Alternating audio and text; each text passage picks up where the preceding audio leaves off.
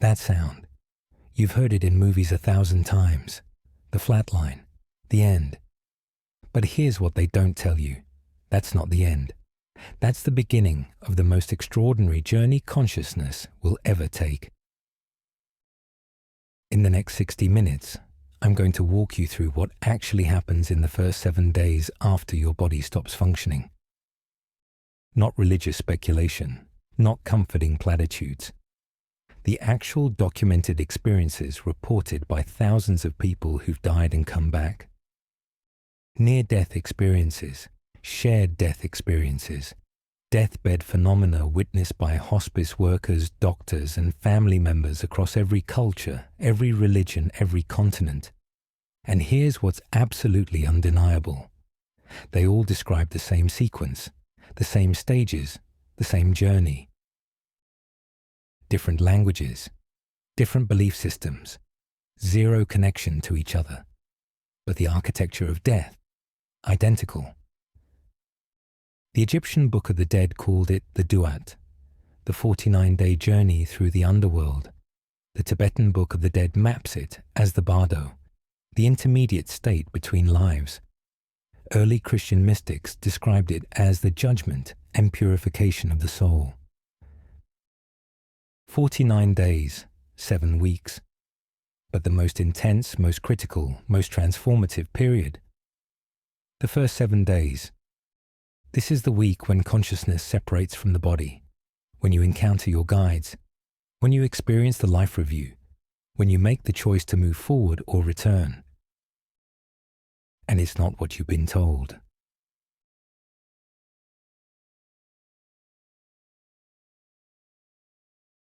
Dr. Sam Parnia at NYYU has been studying what happens at the moment of death for over 20 years. He's documented hundreds of cases where people have been clinically dead. No heartbeat, no brain activity, no blood flow for over an hour, and then revived. And they remember, in detail, with verifiable information they couldn't possibly know. One patient described the entire resuscitation procedure, what the doctor said, what equipment they used, conversations happening in other rooms, while their brain had zero measurable activity. Another described floating above their body and seeing a shoe on the third-floor hospital ledge, a shoe that was actually there, confirmed by staff, but impossible to see from their hospital bed. Consciousness continued, without the brain. So if consciousness doesn't end when the body dies, where does it go? What does it experience? And why has this information been suppressed, sanitized, and hidden behind religious gatekeeping for thousands of years? Because when you know what really happens after death, you stop being afraid of it. And when you stop being afraid of death, you start living completely differently. Let's begin. Here's what the dying consistently report in the final moments before the body stops. Time distorts. Minutes feel like hours, or hours compress into seconds. Linear time, the thing you've used to organize your entire life, starts to dissolve. Physical pain decreases. Even people dying from agonizing conditions report a sudden, unexpected peace. Hospice workers call this the golden hour. A window before death where the person becomes lucid, peaceful, almost radiant. Visitors arrive. And here's where it gets strange. Dying people consistently report seeing deceased loved ones in the room. Not as visions, not as hallucinations, as presences so real, so tangible, that the dying person will have conversations with them. One hospice nurse documented a patient who suddenly sat up, looked at the corner of the room and said, "Mom, I didn't know you'd be here." Her mother had died 20 years earlier. 3 minutes later, the patient died peacefully. Another patient kept insisting his deceased brother was standing at the foot of the bed. The family, trying to comfort him, said, "Yes, Dad, we know." He got frustrated. "Not in my mind, he's right there. And he says it's almost time." 5 minutes later, he was gone. Dr. Peter Fenwick, a neuropsychiatrist who studied end-of-life experiences for 50 years, has documented thousands of these cases. He calls them deathbed coincidences. But there's nothing coincidental about the consistency. And then, the separation. Those who've experienced clinical death and return describe it the same way. A sudden sense of floating, of weightlessness, of being pulled upward or backward. You're still you, your thoughts, your memories, your personality intact, but you're no longer in your body, you're above it. Looking down at the shell you inhabited for decades and feeling nothing, no attachment, no fear, just observation. One NDE survivor described it like this. It was like taking off a heavy coat I'd been wearing my whole life. I didn't realize how heavy it was until I wasn't wearing it anymore. You're floating above your body now, and if you're in a hospital, you're watching the medical team work on your corpse, shocking it, injecting it, trying to restart the machinery. And you want to tell them, I'm right here. I'm fine. You can stop. But they can't hear you, because you're in a different frequency of reality now. Here's what thousands of NDE survivors describe in the first moments after separation. 1. You still have a body. Not your physical body. That's below you, not functioning. But a body made of light. Lighter than physical form, but still shaped like you. This is what esoteric traditions call the astral body or soul body. You have form. You have hands. If you try to touch something solid, your hand passes through it. But if you try to touch another being in this realm, another consciousness, there's contact. 2. The silver cord. Multiple NDE accounts describe a cord, silver, luminous, pulsing, connecting their astral body to their physical body. As long as this cord remains intact, return is possible. The Tibetan Book of the Dead describes this explicitly. For the first 3 days after death, the consciousness remains tethered to the physical body through this energetic cord. The body might be dead, but the connection hasn't fully severed. This is why most cultures have waiting periods before cremation or burial. 3 days in Christian tradition, 7 days in some Hindu practices. The intuitive knowing that consciousness needs time to fully separate. If resuscitation happens during this window, the cord pulls the consciousness back. The person returns to life. But if death is final, the cord begins to thin, to fade, and usually within 24 to 72 hours, it severs completely. 3. Confusion and clarity. This is the paradox of day one. Part of you is more lucid than you've ever been. Colors are more vivid, sounds are more clear. You can move through space instantaneously just by thinking about a location. But another part of you is deeply confused. Wait, am I dead? This doesn't feel like death. I feel more alive than ever. Many newly deceased don't immediately realize they've died, especially if death was sudden, an accident, a heart attack, violence. They try to talk to people and can't understand why no one responds. They attend their own funeral, bewildered by the grief, wanting to comfort people, but unable to make contact. This confusion is why guides appear. You're not alone. You've never been alone. But now, the guides who've been with you your entire life become visible. NDE survivors consistently describe the same experience. A presence appears. Sometimes it looks like a deceased loved one. Sometimes it appears as a being of pure light. Sometimes it's a figure from their religious tradition, Jesus, Mary, angels, depending on their cultural programming. But here's what's critical. The form is tailored to you, to make you comfortable, to make you trust. The essence underneath, the same across all experiences. beings of profound wisdom, infinite compassion, radiating unconditional love. One NDE survivor described meeting her deceased grandmother, but she said, "I knew it was my grandmother, but also, not just my grandmother, like she was my grandmother, but also something much more vast, wearing my grandmother's appearance so I wouldn't be scared." The guides have one primary function in these first moments: help you understand what's happened and prepare you for what comes next. They communicate telepathically, not words, direct transmission of meaning. You know what they're saying because you feel it. And the first message is always the same. You're safe. You're loved. Everything is okay. For people who've had difficult deaths, violence, trauma, sudden accidents, this first contact is crucial because many people die in states of fear, confusion, or pain. The guides help them release that, to understand that the suffering was temporary, that the essence of who they are was never harmed. Now comes the most famous element of the near-death experience, the tunnel and the light.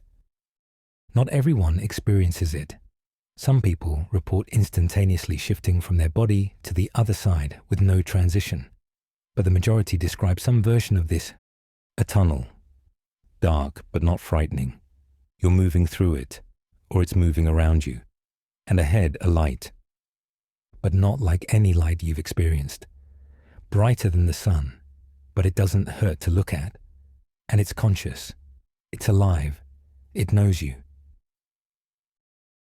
The closer you get, the more you feel it. Unconditional love, total acceptance, complete understanding, no judgment, no conditions, just absolute, infinite, overwhelming love. This is what mystics have been trying to describe for millennia. What religious texts call God, Source, the Divine, Brahman, the Infinite. And the most consistent thing people say when they return: I didn't want to leave. Going back into my body felt like putting on a suffocating prison after experiencing total freedom. One NDE survivor said, "Imagine the best moment of your life, your wedding, the birth of your child, the most profound love you've ever felt, and multiply it by 1,000. That's the baseline of what you feel in the light. Not the peak, the baseline. This is what's waiting for you.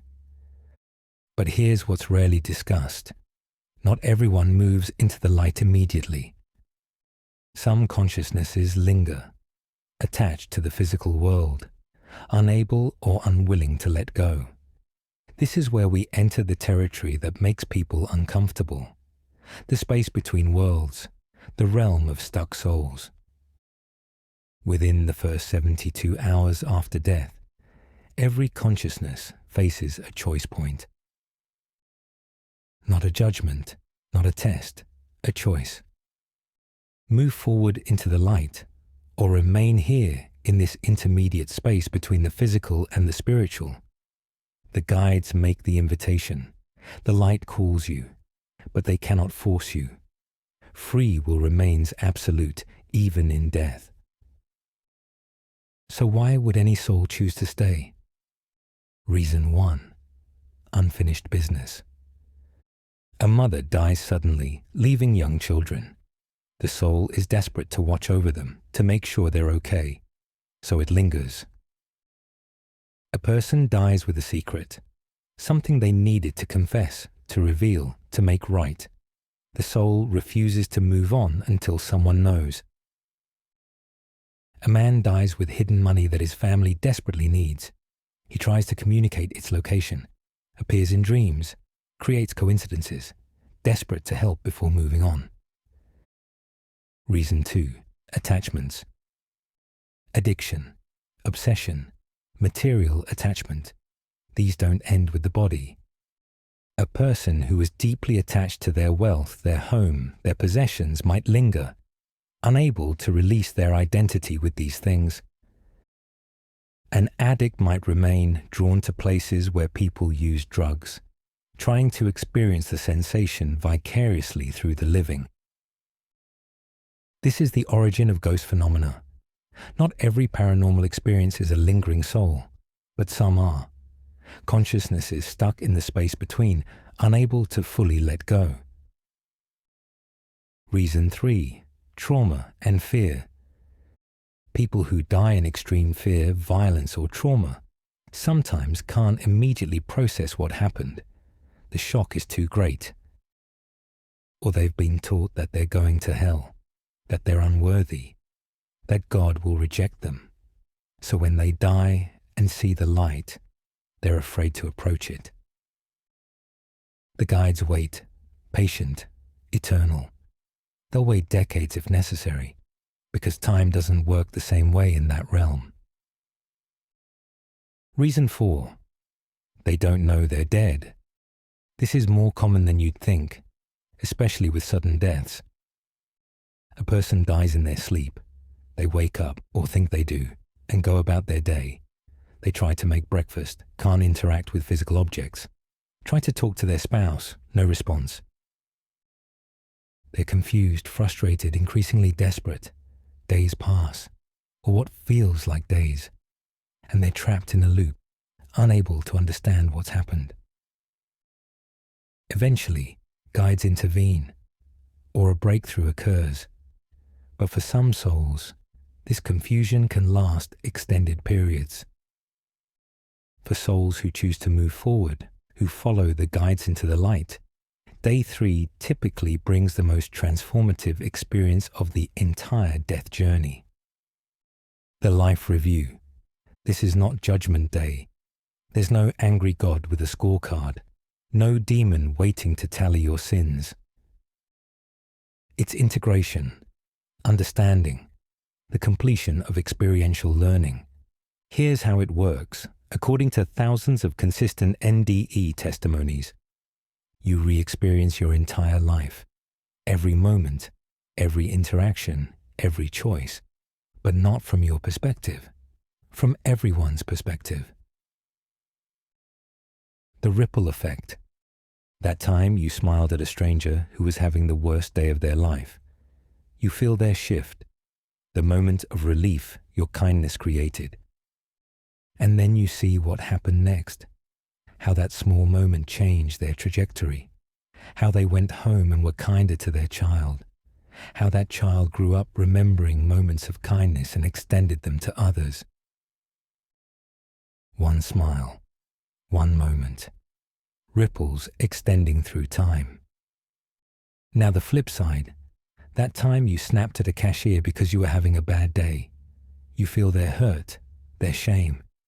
You experience them going home and being short with their kids because they're carrying the weight of feeling demeaned. You see how your moment of impatience created a chain reaction of pain. Not to punish you, to teach you, to show you that every action, every word, every thought has consequences that extend far beyond what you could see from your limited human perspective. Experiencing yourself through others. The person you love deeply, you experience what it felt like to be loved by you. Every moment they felt cherished. Every time your presence made them feel safe. But also, every time they felt dismissed by you. Every wound your words created. Every moment they needed you and you weren't there. The person you hurt, betrayed, abandoned. You feel the full weight of their pain, not as an abstract concept, as lived experience. This is the universe's most perfect teaching mechanism. You cannot truly understand the impact of your actions until you've stood on the other side of them. No escape, complete compassion.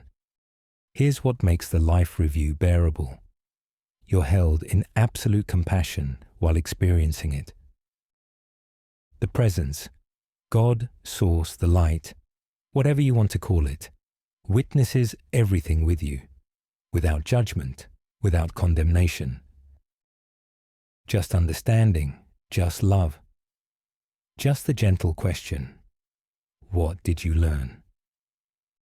people who've experienced a life review during NDES consistently say, "I judged myself far more harshly than the light ever did.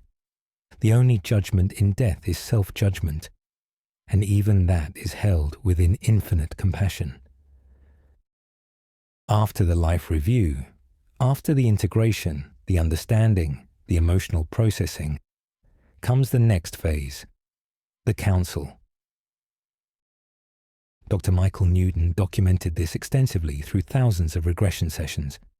Different people, different backgrounds, but describing the same experience, meeting with a council of highly evolved beings, not judges, advisors, souls who've completed their own cycles of incarnation and now serve as guides and teachers.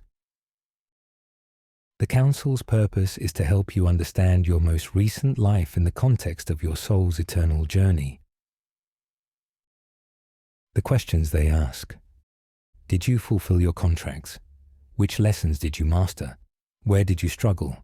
What patterns are you ready to release? What do you still need to learn? This isn't an interrogation, it's collaborative. The council illuminates what you might not see clearly yourself. They show you the soul contracts you made before birth, the agreements with other souls about the roles you'd play in each other's lives. And you see which ones were fulfilled and which ones you avoided. Contracts completed. The difficult parent who taught you self-worth, you understand now that they agreed to play that role, that the contract was fulfilled even if it was painful. The friend who betrayed you and taught you discernment, you see the agreement you made before birth, and you feel gratitude for their willingness to play the villain in your story.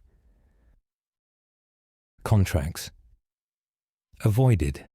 The opportunity to forgive that you refused, still carrying that weight into death. The moment you were meant to take a risk but chose safety. The timeline that could have been if you'd listened to your soul. The person you were meant to meet but avoided because fear overrode intuition. The mission left incomplete. This isn't about shame. It's about clarity. So when you plan your next incarnation, you can design experiences that address what's still unfinished. One of the most beautiful aspects of days 5 and 6 is the reunion with your soul group. These are the souls you've traveled with across hundreds of lifetimes. In your most recent life, they might have been your best friend, your sibling, your mentor, your child. But in previous lives, every possible configuration. You've been lovers, rivals, parent and child, teacher and student, savior and betrayer. The roles change. The connection is eternal. When you meet them in the interlife, all the roles dissolve. You see each other as you truly are, consciousness having temporary experiences in form. And there's celebration, joy, laughter, the comparing of notes after a long journey. Remember when you were my daughter and I was your mother. You were so stubborn. Remember the lifetime where we were soldiers together? That was intense. Remember the life where I played your enemy to teach you courage? That was a hard role, but you mastered the lesson beautifully. One of Dr. Newton's subjects described it like this. It was like coming home after a long trip and sitting around the dinner table with family, everyone sharing stories about what happened while you were gone. Your soul group reviews your most recent life with you. They offer perspective. They celebrate your victories. They compassionately witness your struggles. And then together, you begin planning the next journey. Around day 6 or 7, you face the most consequential decision of your soul's journey. What next? And here's what they don't tell you. You have options. Multiple paths, each one valid. Option 1. Reincarnate quickly. Some souls, particularly those with unfinished business or strong attachments, choose to reincarnate almost immediately, sometimes within days or weeks of death. This is most common with souls who died young, suddenly, or with major life missions incomplete. One case documented by Dr. Jim Tucker at University of Virginia. A child in Thailand claimed to be the reincarnation of a man who died in a motorcycle accident 6 months before the child's conception. The child had birthmarks matching the man's fatal injuries and knew details about his life that were impossible to know otherwise. Quick reincarnation, same region, unfinished business. Option 2. Rest and review, the standard path. Most souls choose to remain in the interlife for an extended period, years, decades, or even centuries in human time. They rest. They integrate the lessons from their previous life. They study. They sometimes serve as guides for souls still incarnating. And when they're ready, they begin planning the next incarnation carefully, deliberately, with full awareness of what they're choosing. Option 3. Ascend to higher realms. Souls that have completed their learning in the physical realm can choose to move to higher dimensions, places where density and limitation are less extreme, where creation happens more directly through consciousness. These souls often become guides, teachers, or architects of reality in other realms. Option 4. Merge with Source. Some souls, having experienced individuality across thousands of lifetimes, choose to dissolve back into the infinite, to release personal identity and merge completely with divine consciousness. This is the ultimate liberation, the end of the journey of individuation. But here's what's wild. Many souls who've reached this level of evolution choose not to merge. They choose to continue playing in form, because there's something unique about the physical experience that even infinite consciousness finds valuable. The hidden option, return to life. And then there's the rarest choice, return to the body you just left. This is what happens in near-death experiences. The soul reaches day 1, 2, or 3, experiences the separation, the tunnel, the light, sometimes even the life review, and then is told, it's not your time, or makes the choice, I'm not ready, I have to go back. The silver cord, still intact, pulls consciousness back into the body.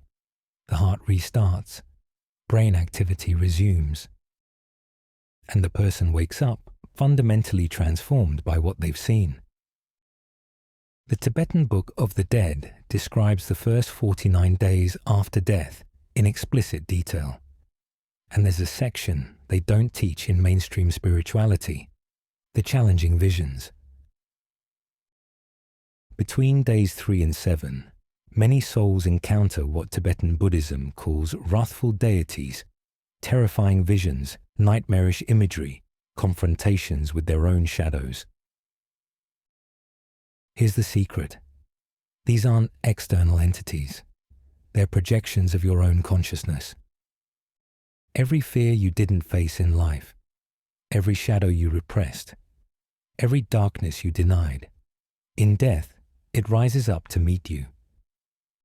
Not as punishment, as completion, as the final opportunity to integrate what you avoided. This is the origin of hell concepts across religions. Not a place of eternal torture, but a state of consciousness where you confront your own unprocessed darkness. And here's what's rarely taught. It's temporary. The wrathful visions cannot harm you. They're illusions, projections, tests of recognition. If you recognize them as part of yourself and face them without fear, they dissolve, and what remains is pure light. But if you resist, if you flee, if you refuse to see, you can trap yourself in that state, creating your own hell realm through avoidance. This is why Tibetan Buddhism emphasizes death preparation so heavily, so that when these visions arise, you recognize them for what they are. The guides are there, always, waiting for you to call for help, waiting for you to remember that you're more than the fears you're witnessing. Here's what mediums, shamans, and spiritual practitioners across every culture have known for millennia. Some souls get stuck in the intermediate realm, unable to move forward, trapped in their own confusion, fear, or attachment. And other souls, embodied and disembodied, conduct rescue missions. Dr. Edith Fiore documented hundreds of cases of spirit attachment, living people carrying the energy of deceased souls who attach to them, either for protection or because of resonance. These aren't possessions in the demonic sense. They're confused consciousnesses seeking anchor points in the physical world. Symptoms in the living person: sudden personality shifts, unexplained depression or anxiety, addictive impulses that don't match their history, hearing voices that aren't their own thoughts. Treatment: identifying the attached soul, communicating with it, helping it understand it's dead, calling guides to escort it to the light. Hundreds of cases, documented, repeatable methodology. This is the work that's been demonized, suppressed, ridiculed by mainstream science. Because if souls can linger, if consciousness continues, if the dead can interact with the living, the entire materialist paradigm collapses. But indigenous cultures never forgot. Shamanic traditions have protocols for helping stuck souls transition. Catholic priests still perform spiritual release, though they call it exorcism and frame it through religious dogma. The mechanics underneath: the same, helping confused consciousness find its way home. By day 7, the silver cord has fully dissolved. The connection to the physical body is complete. This is why multiple spiritual traditions designate the 7th day as significant Judaism. 7 days of Shiva, mourning period. Christianity: the soul is said to visit significant places for 7 days before final departure. Hinduism: various rituals on the 7th day to help the soul transition. Buddhism: 7-day intervals of prayer and ceremony. Not coincidence, intuitive knowing encoded in ritual. By this point, souls who've moved forward have typically completed the life review, met with their counsel, reunited with their soul group, and begun the process of integration and planning. The first 7 days are complete. The most intensive phase of the death transition is over. What comes next is the longer journey, the 49 days the Tibetan tradition describes, where the soul fully integrates its previous life and makes decisions about the next one. But the critical window, the first 7 days, the period when consciousness is most accessible to the living, most able to communicate, most in need of support from those left behind. If someone you love is dying or has recently died, here's what you can do. In the final hours, give permission to let go. Many people hold on because they feel their loved ones need them to stay. Speak your truth. Say what needs to be said. They can hear you, even if they seem unconscious. Create peace, reduce chaos, play gentle music, read spiritual texts if that aligns with their beliefs, invite their guides. Whoever is here to help name transition, please make yourself known. Help them find their way home. In the first 3 days, speak to them. They're likely still near, still able to hear you. Tell them you love them. Give them updates. Remind them to look for the light. Avoid intense grief displays if possible around the body. Heavy grief can create confusion or attachment for the transitioning soul. Create ceremony. Light candles. Pray, meditate. Create energetic support for their journey. Days 4 through 7. Continue talking to them but shift the message. It's okay to move forward. We'll be all right. Look for deceased loved ones. Find your guides. Go into the light. Release attachment. Your grief is natural, but consciously release your energetic hold on them. Give them permission to complete their transition. Honor them. Share stories. Celebrate their life. This creates positive energy they can feel. If you sense they're stuck, directly address them. Name, you've died. Your body stopped working, but you're still conscious. Look around for the light.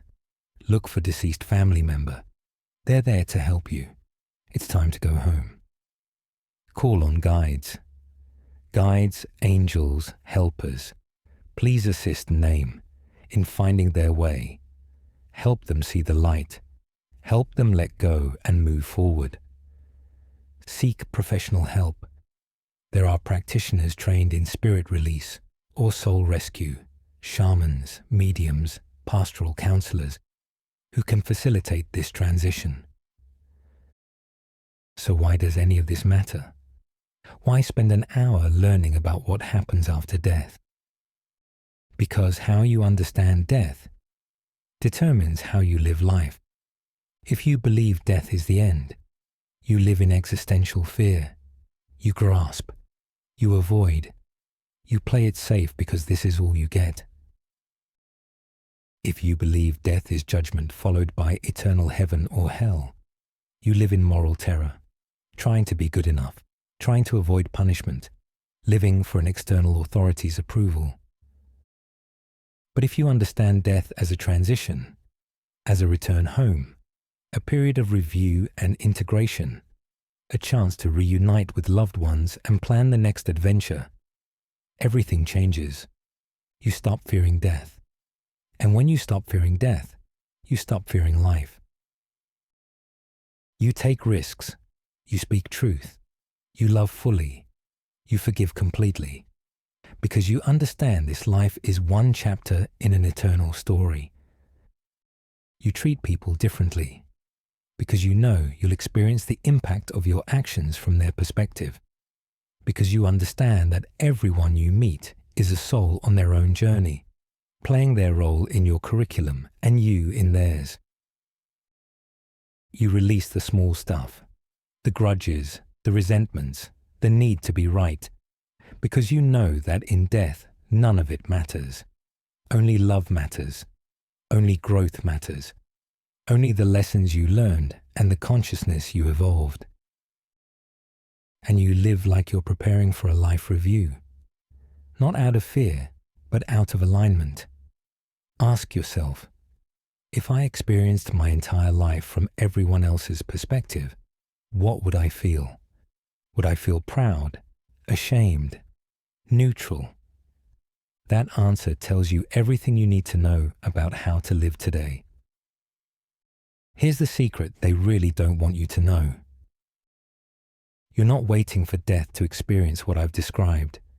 You experience a mini-death every night. Sleep, dreams, the unconscious state. Every night, your consciousness loosens from your body, travels, processes, integrates. This is why wisdom traditions across history have called sleep the little death. The difference between sleep and death. In sleep, the silver cord remains. In death, it severs. But the mechanics, nearly identical. You can practice death while you're alive, through meditation, through out-of-body experiences, through deep dream work. You can meet your guides consciously. You can access the life review perspective. You can prepare for the transition, so when it comes, it's not foreign, it's familiar. This is what initiates have known forever.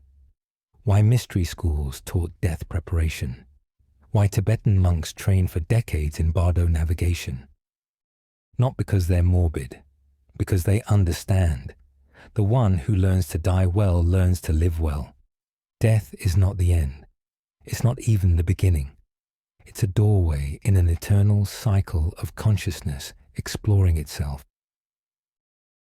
You've died before. You'll die again, and every death is a homecoming. So stop living like this is all there is.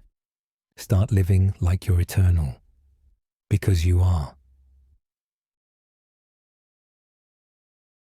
The first 7 days after death are the most important transition you'll make, but the most important transition you can make right now.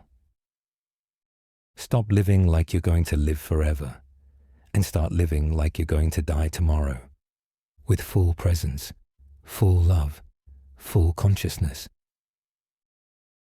Because when you face your life review, the only question that matters is, did you love well? Answer that now, while you still can. Death is not the opposite of life. It's the opposite of birth. Life is eternal. One more thing. If someone you love has recently passed, this message is for them. It's okay to let go. Look for the light. Look for the people you've loved who've gone before you. They're there. Your guides are there. You're safe. You're loved. It's time to go home. Share this video with anyone who needs to hear it. Not because we need views, because consciousness needs to wake up to what's real. Next video. What happens in the 49 days after death? The full Bardo journey, the planning of your next life. See you there, or in the light, whichever comes first.